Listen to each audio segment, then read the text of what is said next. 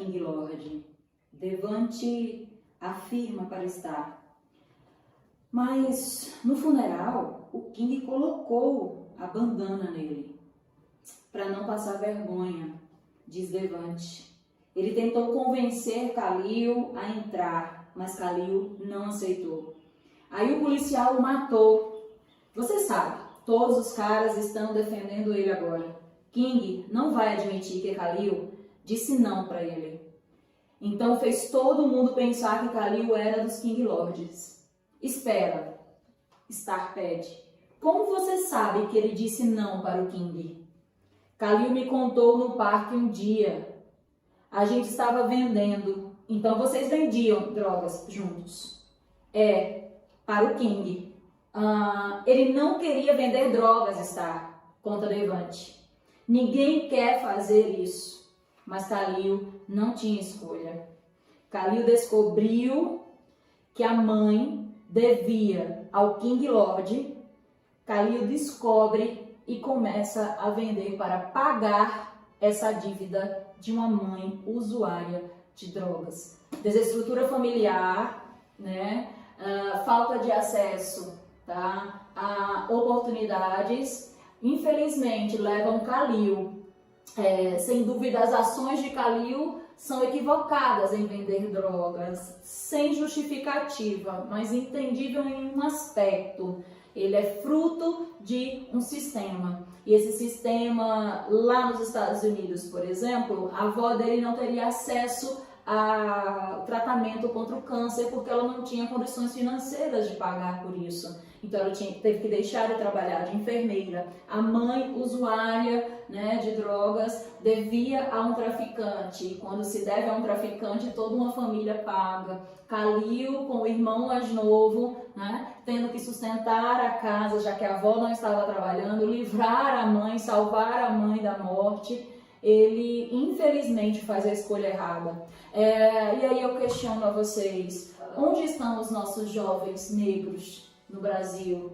Será que numa condição como a de Khalil, de desestrutura, abandono do Estado, sem realmente um acolhimento familiar e estatal e comunitário, porque nós somos uma comunidade, nós precisamos entender que isso pode literalmente atingir a todos nós, esse racismo. Será que é escolha ou é falta de oportunidades? Eu vou responder, tá, em um dos elementos, porque não existem respostas prontas e acabadas, com a fala de um menino, né, de menos de 16 anos, um dos personagens do documentário Falcão Meninos do Tráfico, que entrevistou, tá, na década, no período de 2000, 2001, 2003, jovens que estavam em uma condição de serem aviãozinhos e também atravessadores do tráfico na favela do Rio de Janeiro, em favelas do Rio de Janeiro.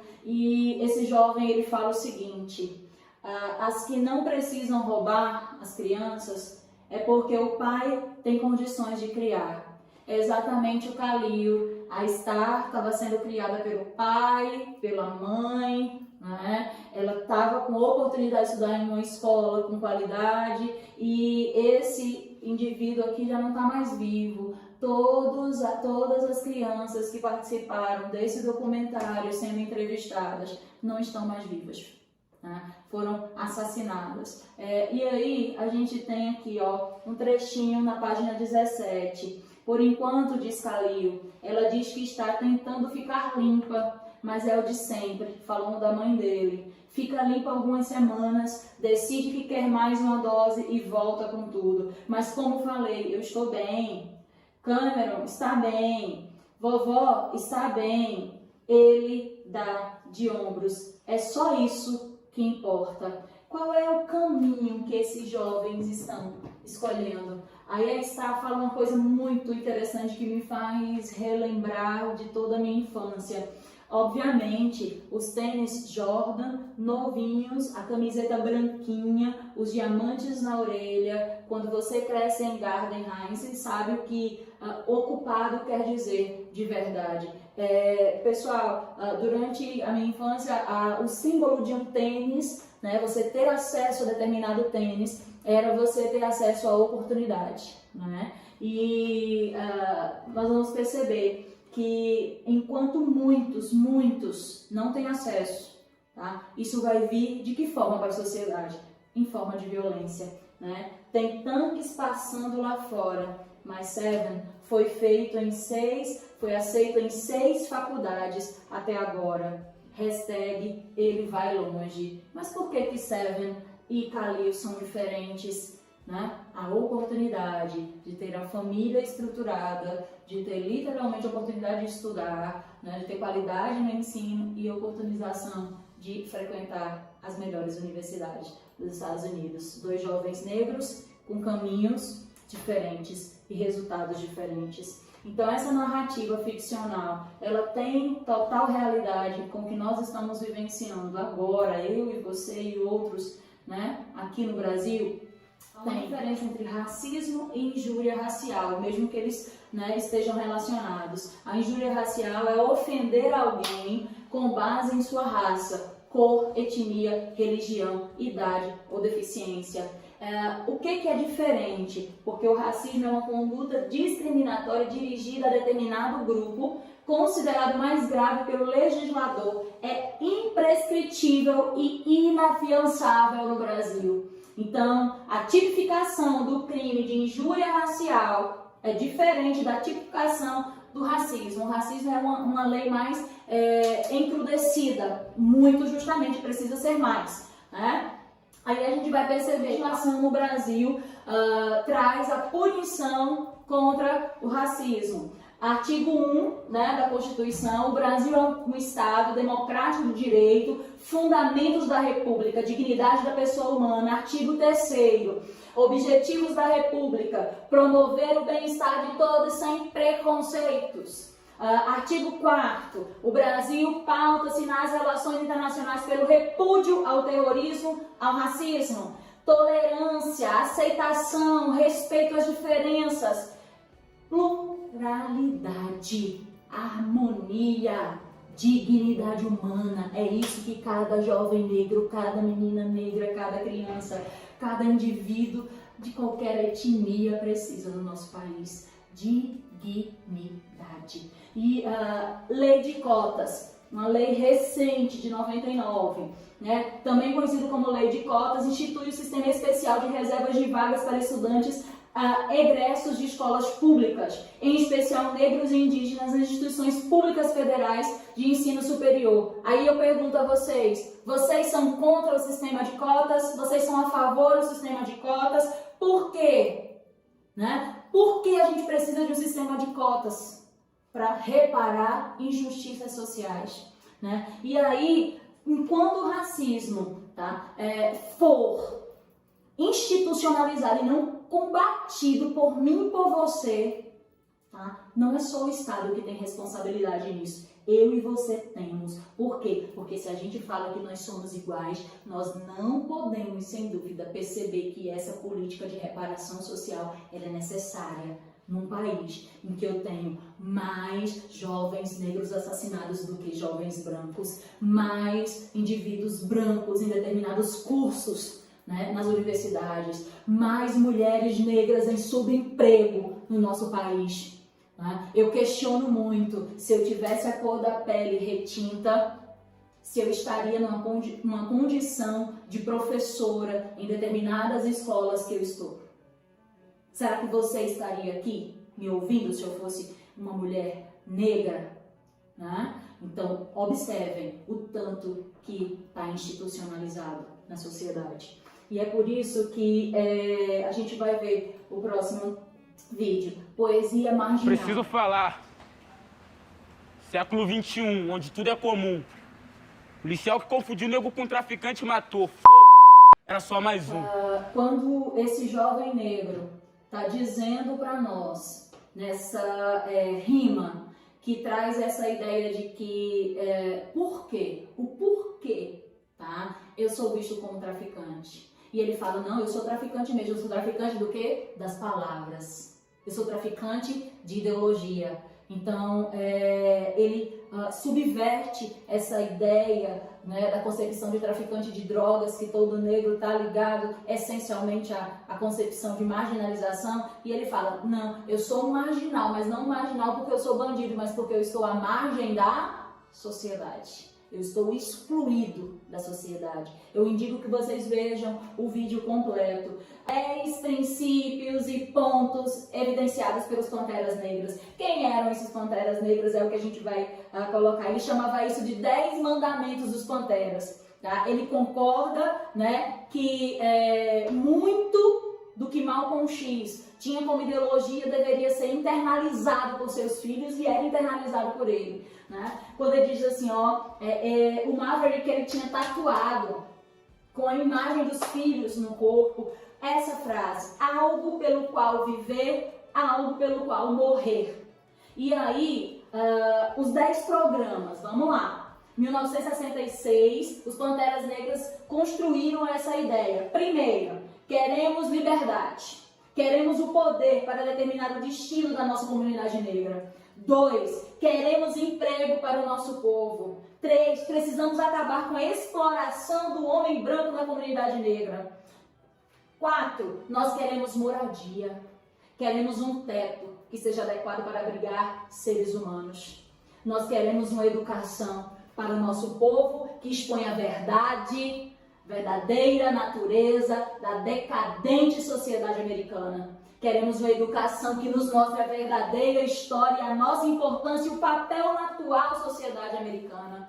Por que sociedade americana? Panteras Negras, Estados Unidos, segregação racial, Malcolm X, luta contra esse imperialismo branco, supremacia branca da Ku Klux Klan e de todos esses movimentos, né, racistas. 6º, nós queremos que todos os homens negros sejam isentos do serviço militar. Por que será isso? Porque era conveniente para a sociedade americana terem os jovens negros lutando no exército americano, né, defendendo a nação, mas não tendo direitos, né?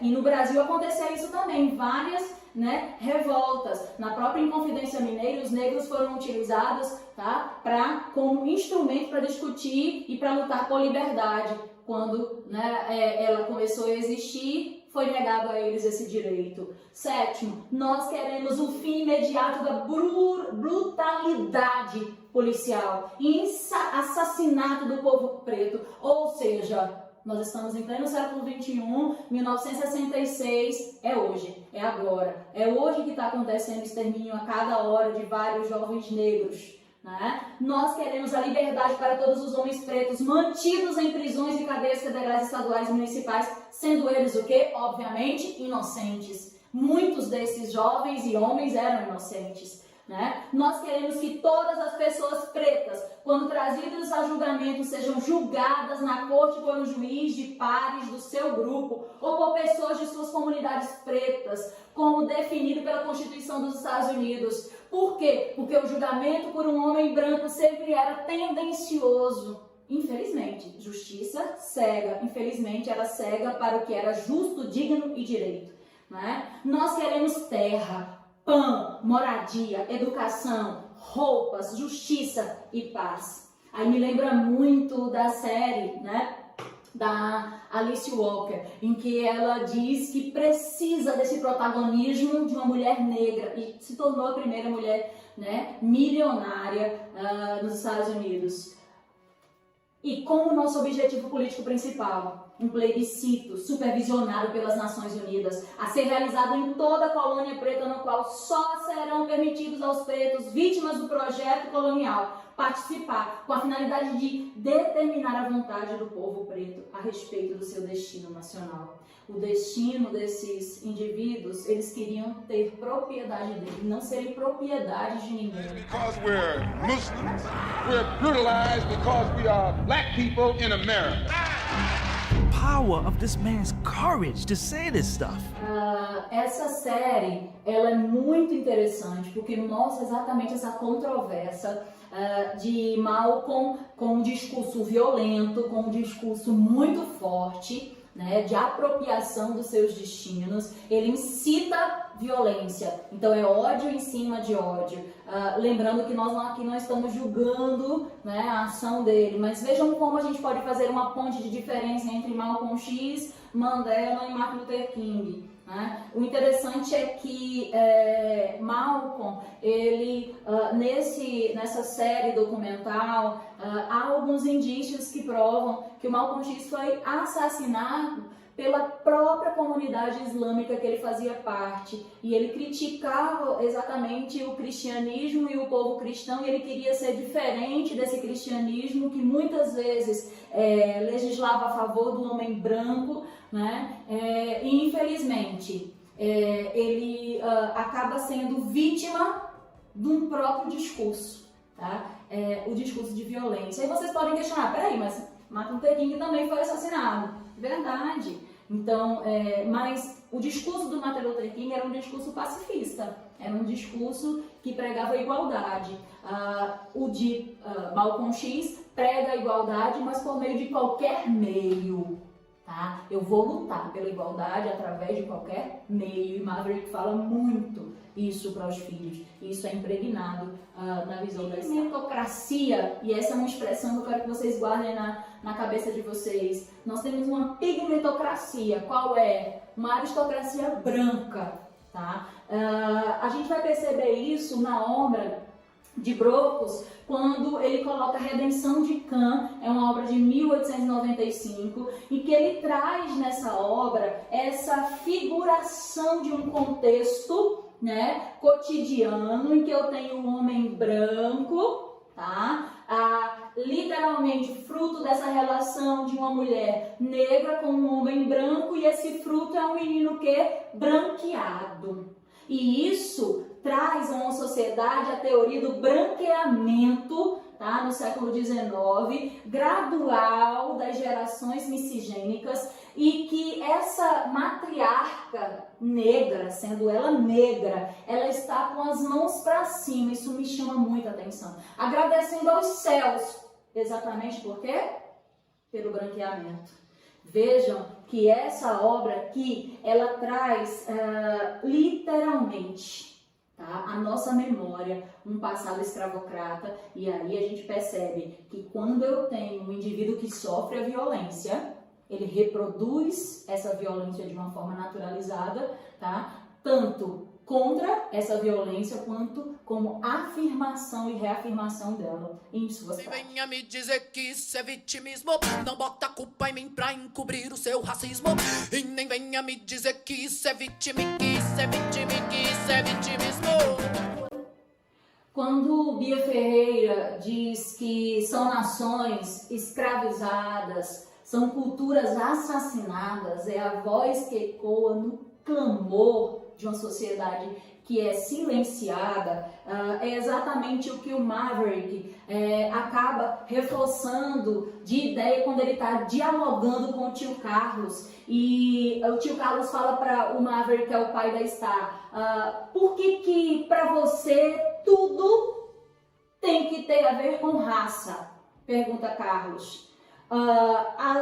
As outras raças não estão nos matando quanto nós estamos nos matando. Negro, por favor, né? Diz o Maverick, tá? Se eu matar Tyrone, vou para a prisão. Se um policial me matar, vai ficar de licença.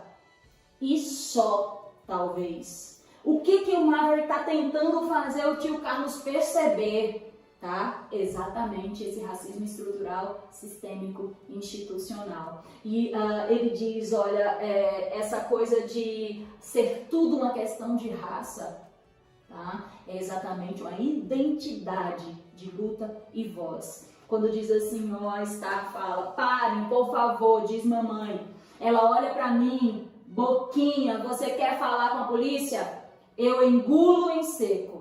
Queria poder dizer sim, mas não sei. Por um lado, é a polícia. Não vou estar contando para qualquer pessoa. Por outro lado, é a polícia. Um deles matou Khalil. Mas tio Carlos é da polícia. E ele não me pediria para fazer uma coisa que me faria mal. Porque existem, sim, indivíduos policiais, juízes, advogados, médicos, professores, artistas, em qualquer âmbito dessa estrutura social que nós estamos vivenciando, que usam a sua ação e a sua voz para trazer igualdade, respeito, dignidade. É exatamente o que a Bia fala, né? Nós não somos vítimas e não é vitimismo, é uma questão de estrutura social. Se eu tenho um país de injustiças sociais em que a população negra está empobrecida, é favelada, está à margem da sociedade, excluída de um processo de dignidade e de oportunidades, não é vitimismo ter políticas de reparação e não é, de maneira alguma, tá? Problema lutarmos em uma sociedade e para uma sociedade antirracista.